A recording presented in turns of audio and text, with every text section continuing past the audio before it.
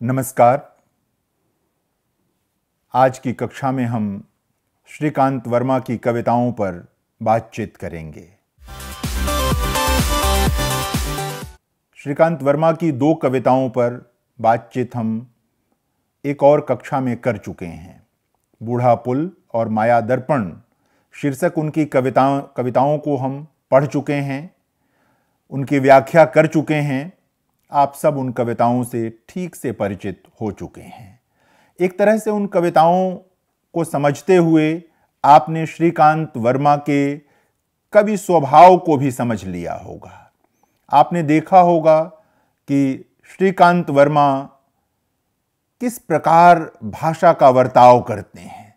श्रीकांत वर्मा किस तरह अपनी कविताओं में तमाम तरह के प्रसंगों का निवेश करते हैं। लेकिन यह भी समझना जरूरी है कि एक कवि एक ही समय में कविता नहीं लिखता है, और श्रीकांत वर्मा का जो कवि जीवन है वो लगभग 40 वर्षों में फैला हुआ जीवन है।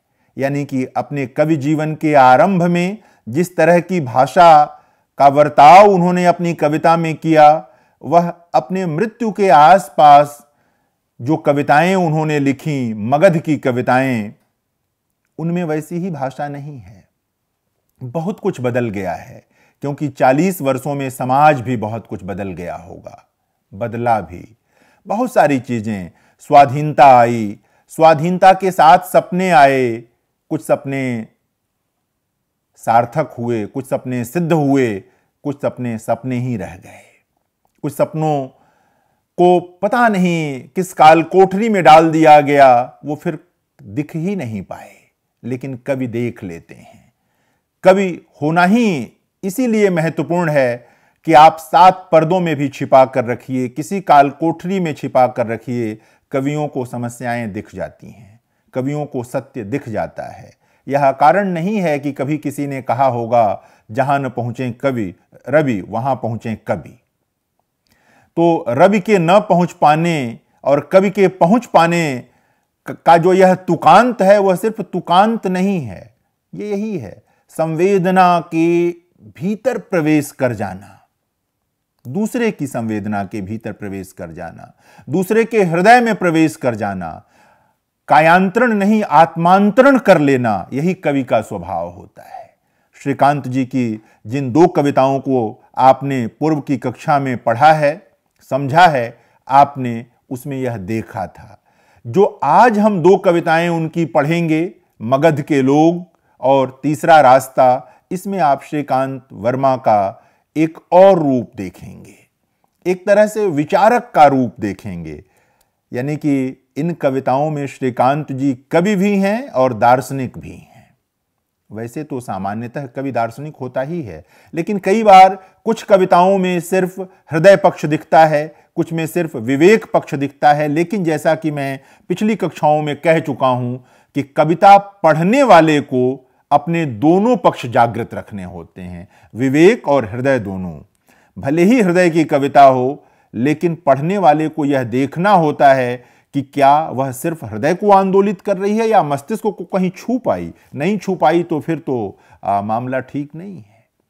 तो श्रीकांत जी का यह जो संग्रह था मगध, जिसके लिए उन्हें साहित्य अकादमी का पुरस्कार मिला, जिसके लिए वे समादृत हैं हिंदी कविता जगत में, ये कविताएं उसी संग्रह से ली गई हैं, मगध से।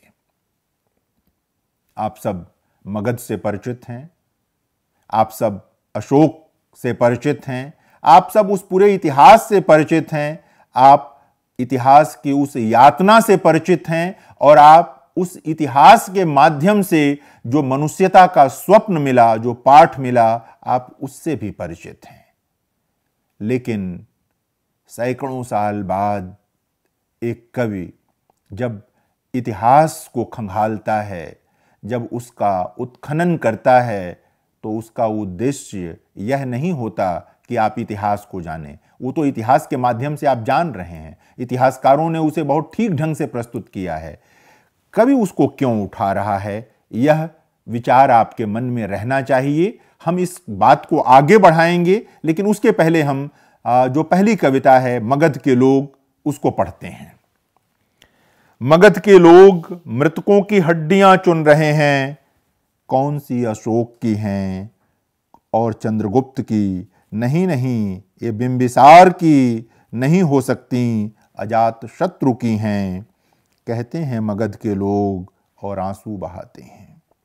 स्वाभाविक है, जिसने किसी को जीवित देखा हो वही उसे मृत देखता है, जिसने जीवित नहीं देखा मृत क्या देखेगा। कल की बात है, मगधवासियों ने अशोक को देखा था, कलिंग को जाते कलिंग से आते, चंद्रगुप्त को तक्षशिला की ओर। आंसू बहाते बिंबिसार को, अजात शत्रु को भुजा थपथपाते, मगध के लोगों ने देखा था और वे भूल नहीं पाए हैं कि उन्होंने उन्हें देखा था, जो अब ढूंढने पर दिखाई नहीं पड़ते। प्रथम दृष्टि में यह कविता आपको इतिहास का स्मरण कराती है।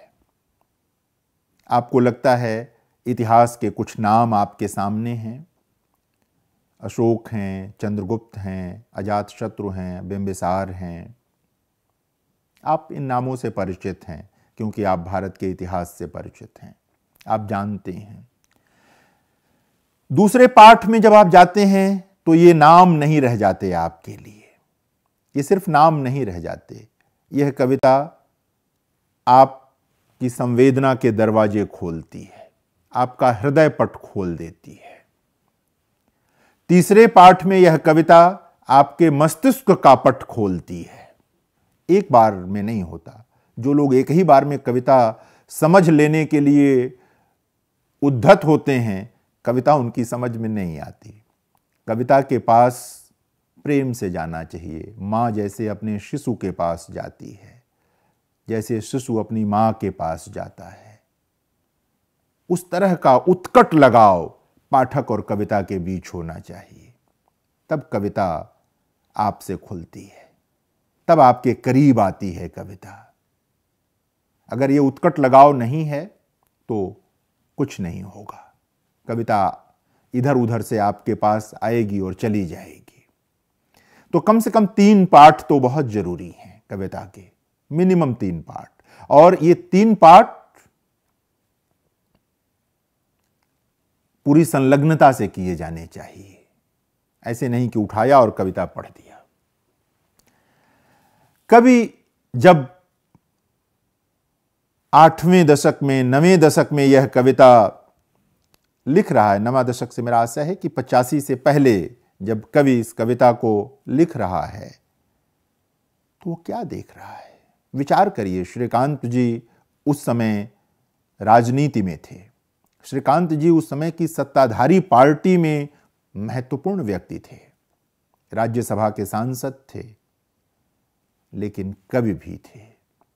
इसलिए वो इतिहास से सीखने की कोशिश कर रहे हैं कि कोई भी सत्ता क्या अंततः मनुष्यता की रक्षा कर पाई, और जब सत्ताएं बीत जाती हैं तो लोगों को क्या हासिल होता है, और जब सत्ताएं बीत जाती हैं तो लोग किन पक्षों को देखते हैं, किन पक्षों का आकलन करते हैं। ये एक महत्वपूर्ण चीज है। ये देखिए, मगध में लोग मृतकों की हड्डियां चुन रहे हैं। यह दृश्य अपने आप में बहुत भयानक है। आप कल्पना कीजिए एक दृश्य का कि जिसमें लाखों लोग हड्डियां चुन रहे हों। यह दृश्य क्या भरता है आपके मन में? एक आजाद देश में, एक स्वाधीन देश में, एक ऐसे राष्ट्र में जिसके प्रति आपका प्रेम है, आपकी अगाध आस्था है, जिसके स्वाधीनता के लिए आपके पूर्वजों ने लड़ाई लड़ी है, उस देश की कल्पना करिए और उन लाखों करोड़ों लोगों की कल्पना करिए जो हड्डियां चुन रहे हैं, और फिर विचार करिए। मनुष्य हड्डियां चुनने के लिए नहीं है, मनुष्य हड्डियां चुनने के लिए नहीं है। मनुष्य मनुष्यता का सृजन करने के लिए है। मनुष्य एक पीढ़ी से अगली पीढ़ी में उन संवेदनाओं को बढ़ाने के लिए है, भेजने के लिए है, जिससे मनुष्य संस्कृति और सुंदर हो सके और शक्तिशाली हो सके, न कि सत्ता के उन तंत्रों को शक्तिशाली करने के लिए है जिनसे बार बार मनुष्य कमजोर होता है। हड्डियां कौन चुनता है? निराश लोग चुनते हैं, थके लोग चुनते हैं, विकल्पहीन लोग चुनते हैं। यह कविता विकल्पहीन समय को हमारे सामने रखती है। जब यह कविता लिखी जा रही थी, या किसी भी विकल्पहीन समय में आप इस कविता को पढ़ सकते हैं और आपकी चेतना को जगाने की कोशिश करती है। और यह भी कैसा होता है कि मगध के लोग हड्डियां चुन रहे हैं और सोच रहे हैं कौन सी अशोक की हैं, चंद्रगुप्त की, बिंबिसार की, अजातशत्रु की, किसी की हों। हड्डियां नहीं महत्वपूर्ण होती हैं, कर्म महत्वपूर्ण होती हैं। किसका काम क्या था, किसने समाज के लिए क्या किया, अपने राष्ट्र के लिए क्या किया, यह महत्वपूर्ण है। कहते हैं मगध के लोग और आंसू बहाते हैं। स्वाभाविक है, जिसने किसी को जीवित देखा हो वही उसे मृत देखता है, जिसने जीवित नहीं देखा मृत क्या देखेगा। एक दृश्य है, एक तरह से दार्शनिक उक्ति है दृश्य के बाद, कि जीवन और मृत्यु के बीच जो बचे हुए लोग रहते हैं उनकी नियति क्या होती है। बड़ा दुखद होता है उनका ही मामला। युद्ध हो जाते हैं, दो देशों के बीच युद्ध हो जाते हैं, दोनों तरफ लोग मर जाते हैं, दोनों तरफ लोग हड्डियां चुनते रहते हैं। यानी कि विनाश, युद्ध, शक्ति का कोई भी विमर्श अंततः आपके हिस्से में हड्डियां छोड़ता है। आपके हिस्से में वो साबुत मनुष्य नहीं छोड़ता, आपके हिस्से में वो मुकम्मल मनुष्य नहीं छोड़ता, हड्डियां छोड़ता है। हम मनुष्य हैं, हम गिद्ध नहीं हैं। यह कविता गिद्ध होने और मनुष्य होने के अंतर का जो बोध है उसको हमारे भीतर भरती है। वह विवेक पैदा करती है कि मनुष्य प्रथमतः भी मनुष्य है और अंततः भी मनुष्य है। यदि वह गिद्ध हो गया है तो यह आलोच्य है, उसकी आलोचना होनी चाहिए, उसकी समीक्षा होनी चाहिए और इतिहास से सीखना चाहिए। नहीं तो बचे हुए लोगों के हिस्से में हड्डियां होती हैं जिनका मनुष्य के लिए कोई मोल नहीं है। कल की बात है, मगधवासियों ने अशोक को देखा था, कलिंग को जाते कलिंग से आते। गौर कीजिए, कल की बात है, मगधवासियों ने अशोक को देखा था, कलिंग जाते और कलिंग से आते। बहुत सादा सी पंक्तियां हैं ये, कि गए और आए, लेकिन ये इतनी सादा पंक्तियां नहीं हैं। जिस शक्ति के अहंकार में अशोक गया था कलिंग, वह वहीं विसर्जित हो गया। उसे युद्ध के मैदान में वह शक्ति विसर्जित हो गई। वह वहां से जब लौटा तो बौद्ध हो गया। उसके भीतर मनुष्यता जो है वो हराने लगी। यानी कि एक युद्ध ने अशोक को राजा से मनुष्य बना दिया। बड़ी बात है। राजा कोई भी हो सकता है, मनुष्य हर कोई नहीं हो पाता। वह करुणा जो अशोक के भीतर पैदा हुई वह असामान्य है, असाधारण है। और हमारी स्मृति में जो अशोक है वह कलिंग का विजेता अशोक नहीं है। हमारी स्मृति में वह अशोक है जिसने कलिंग में हुए नरसंहार पर शोक व्यक्त किया, उससे दुखी हुआ, इस कदर दुखी हुआ कि उसने एक तरह से कहें कि राजपाट से ही उसका मोहभंग होने लगा, शक्ति से मोहभंग होने लगा। स्मृति का एक सिरा यहां पर है। क्या यह कविता अपने समय के लोगों को याद दिलाने की कोशिश नहीं करती है जिस समय यह कविता लिखी गई होगी कि कोई भी सत्ता स्थायी नहीं होती, कोई भी अहंकार आपको किसी मंजिल तक नहीं पहुंचाता, वो आपको अधर में लटका देता है, डुबो देता है आपको। चंद्रगुप्त को तक्षशिला की ओर जाते आंसू बहाते, बिंबिसार को, अजात शत्रु को भुजा थपथपाते कहां गए ये सारे शक्तिशाली लोग? ये इतिहास के वे लोग हैं जिन पर हम गर्व कर सकते हैं कि बड़े शक्तिशाली लोग थे, लेकिन ये कहीं नहीं है, इतिहास के पन्नों में नाम बनकर रह गए हैं।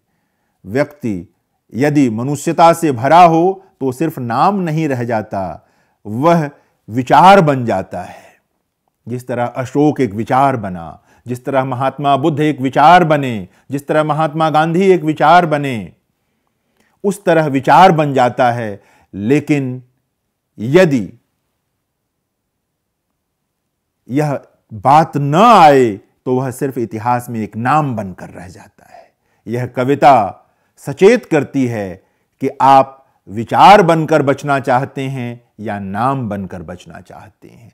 बल्कि कहना तो यह चाहिए कि यह कविता यह प्रेरणा देती है कि आपकी कोई भी स्मृति अंततः एक मनुष्य के रूप में स्मृति होनी चाहिए, मनुष्यता की स्मृति होनी चाहिए। मगध के लोगों ने देखा था पर वे भूल नहीं पाए हैं कि उन्होंने उन्हें देखा था।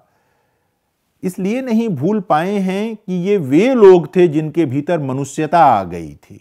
ये वे लोग हैं जिन्होंने पहले सत्ता का अहंकार स्वीकार किया, फिर उसका विसर्जन किया, फिर ये मनुष्य हुए, अधिक मनुष्य हुए। इसलिए स्मृति में दर्ज हैं क्योंकि उन्होंने आम लोगों के बारे में सोचा, आम लोगों की तरह सोचा, जो अब ढूंढने पर भी दिखाई नहीं देते।